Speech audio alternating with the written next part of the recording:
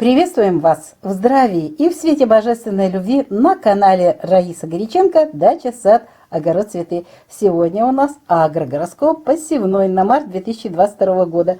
Но у меня вот в последнее время от новичков стали появляться вот такие вопросы. У вас неправильно новолуние.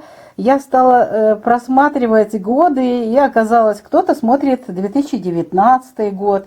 Я просто хочу показать, смотрите, 2019 год действительно новолуние было 6 марта.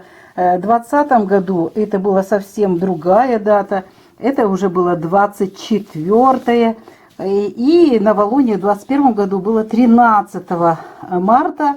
Ну, естественно, и сожженный путь полнолуния, и все знаки все время меняются. Поэтому у меня такие вопросы вот возникают у наших новичков и пишут мне, вот почему вы вот в этот знак, и тогда, и это то говорите, и неправильно говорите, и не смотрят на какой год. Поэтому мы сейчас с вами рассмотрим именно на 22 год. Будьте внимательны. Да, агрогороскопы у нас в архиве находятся. Как их находят, я просто удивляюсь, но находят наши читатели, зрители. Поэтому давайте рассмотрим детально 22 год, март месяц, московское время. И вот здесь новолуние у нас будет 2 марта. И это будет новолуние в знаке рыбы. Естественно, видите, 1 время Гекаты, 2 новолуние, 3 и 4 это еще двое суток, и это время Гекаты. Время Гекаты завершается уже 4 вечером в 20:36. Ну, в это время уже практически ничего не делаем. И 4 марта Луна из знака рыбы переходит в знак Овен. И это произойдет в 3 часа 54 минуты. Чистые энергии Овна будут 5 марта. И вот здесь уже начинается наш посевной агрогороскоп. Здесь можно уже начинать что-то сеять. А что сеять в Овне можно? А вот давайте рассмотрим эти работы. Овен покровительствует луку и чесноку. Поэтому можно сразу же после новолуния высадить и лук на репку, и чесночок в теплицах или же в теплых странах в открытом грунте. Все зависит от того, где вы находитесь. А у нас находятся наши зрители в разных странах и на разных континентах. Поэтому внимательно будьте к тому, что я рассказываю. Далее. Можно в это время также посадить лук на зелень, на витаминную зелень. Очень тоже хорошо. А также сидираты. Овен – это время зерновых сидиратов. Можете высевать такие сидираты в теплицах или же открытый грунт. А также зеленые культуры. Здесь не формируется большая корневая система, корень слабенький, маленький. Зеленые культуры, тот же шпинат можно сеять в теплице и собирать в это время очень быстро, уже в конце месяца получить при хороших температурах, получить хорошую зелень витаминную. А также в это время можно посадить, то есть посеять семена горького перца на рассаду. Вот это у нас 5 будет. 6 очень интересный день, и очень многие сейчас волнуются, когда же можно наконец начинать посевную вершков.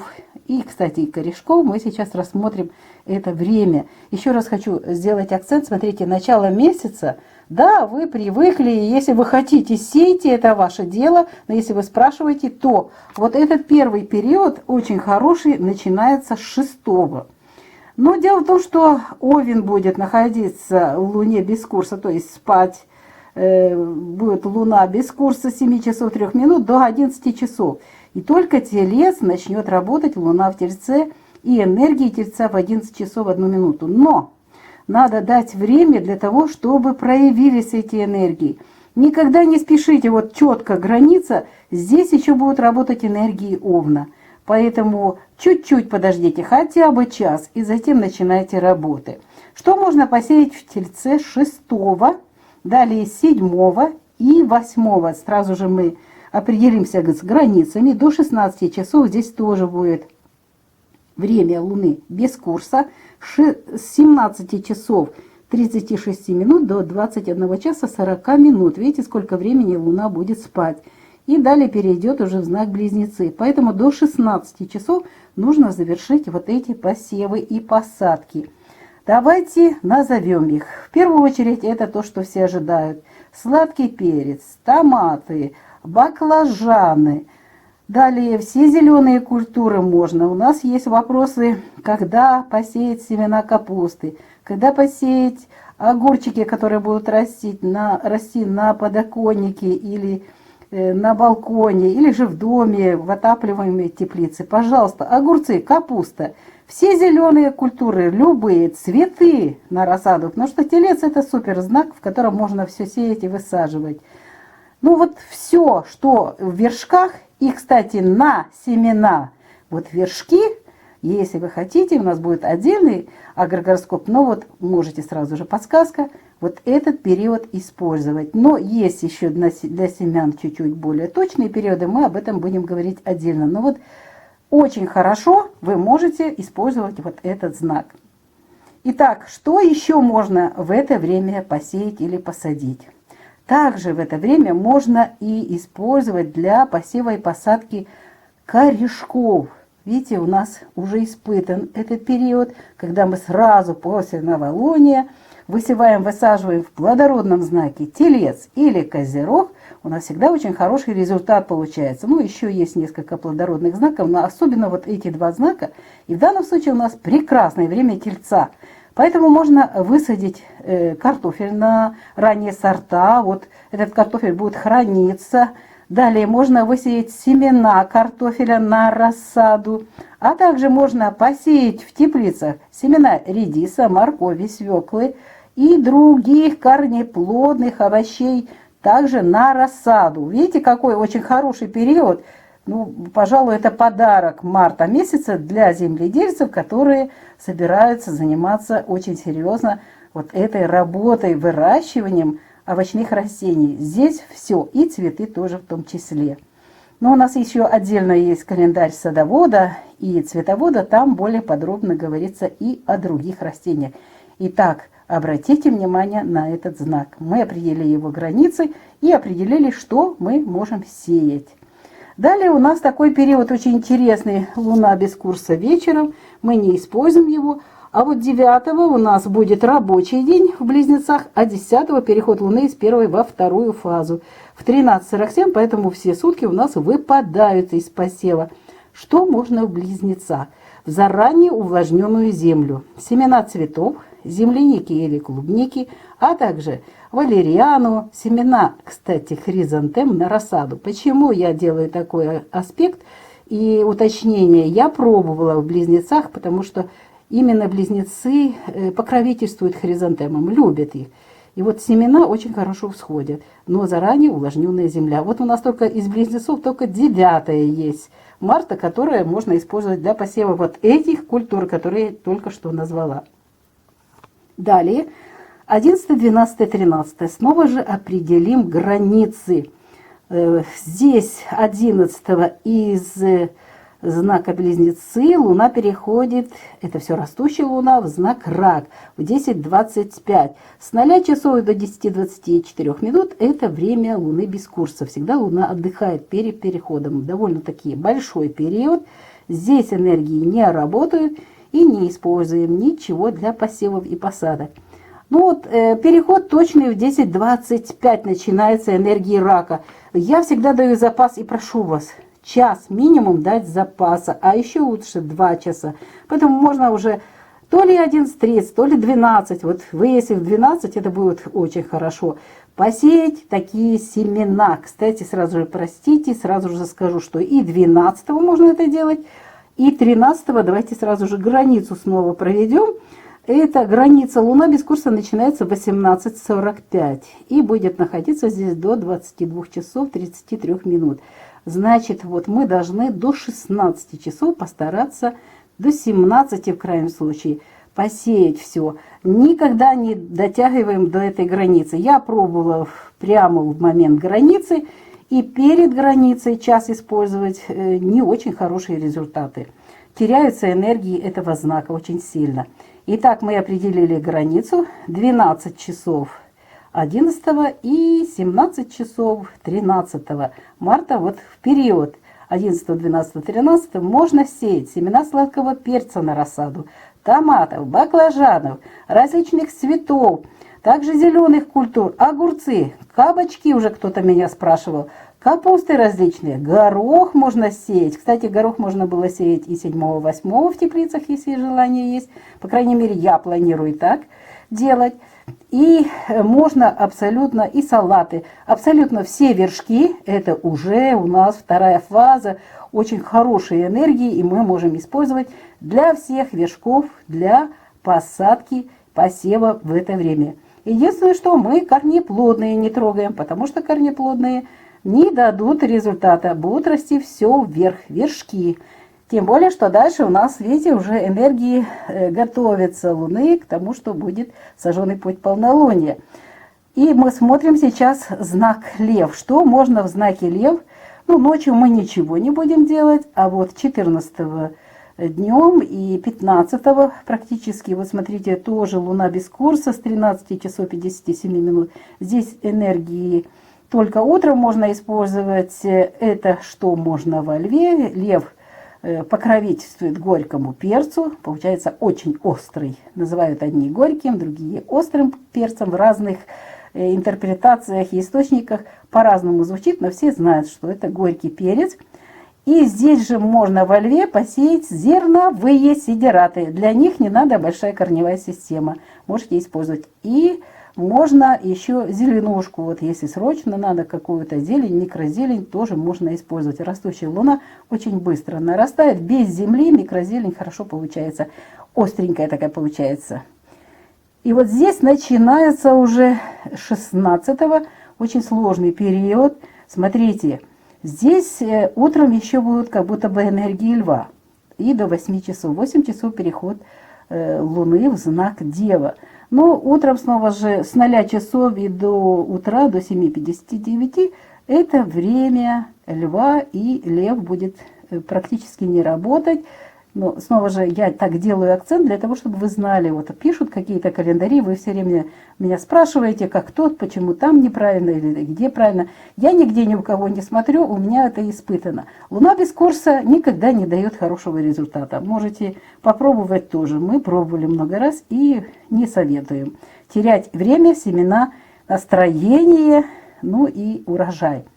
А вечером 16-го начинается, не вечером, а уже 10 часов 17 минут, потому что полнолуние, смотрите, у нас 10:17, 2 дня до момента вот этой наивысшей точки энергии и 2 дня после, это у нас уже время сожженного пути полнолуния. Поэтому я 16-го не советую что-либо сеять. Хотя, казалось бы, Дева, можно там что-то посадить, но кто его знает, сколько вот это, буквально часто можно что-то делать для посева в Деве. Лучше все-таки перенести или что-то раньше сделать, или перенести на позже, чтобы ваши растения точно дали хороший результат. Итак, мы дошли до Девы, 16, 17, 18, это у нас сожженный путь полнолуния в знаке Девы, и переход 18 в знак Весы в 14:27. В Весах будет 19 и 20. И снова же будет переход в Скорпион вечером 18:46. Что мы здесь имеем? Мы здесь имеем кусочек времени именно для баклажанов в Весах 20 марта. Вот смотрите, можно использовать. Но если не успели, то лучше это сделать уже в Скорпионе. Он прямо сразу после сожженного пути полнолуния, поэтому можно использовать здесь и для вершков, и для корешков. Результат всегда очень хороший. Итак, Скорпион, что мы можем посеять на рассаду? Еще семена сладкого и горького перца, баклажанов, томатов, ранние различные сорта картофеля. В Скорпионе запомните только ранние, они будут сочные. Ранняя картошечка, она не хранится, и она чуть-чуть жестковатая. Ну, в знаках воды все так получается, поэтому можете только ранние сорта в теплице, и все. Можно чуть-чуть позже, в другом знаке, в Козероге, мы будем об этом говорить, это будет картофель на хранение. А вот здесь, кстати, здесь можно посеять семена на рассаду картофеля, тоже очень хорошо, всхожесть будет хорошая. Вот семена можно, а вот на хранение здесь картофель не сеется. не высаживается. Что можно еще? Капусту сеять, огурцы, землянику, те же кабачки, в общем, все вершки еще. И плюс вот начинаем уже работать и с корешками. Смотрите, 22-го уже переход Луны в знак Стрелец в 22 часа. Но вот снова же здесь у нас срезано время в связи с тем, что Луна без курса 22-го перейдет в это состояние спячки в 19:02. Поэтому где-то минимум за час уже готовьтесь к тому, чтобы завершить все работы. То есть до 18, до 17:30 нужно вот завершить вот этот период посевной. Далее знак Стрельца, это огненный знак Стрельца. Что можно здесь?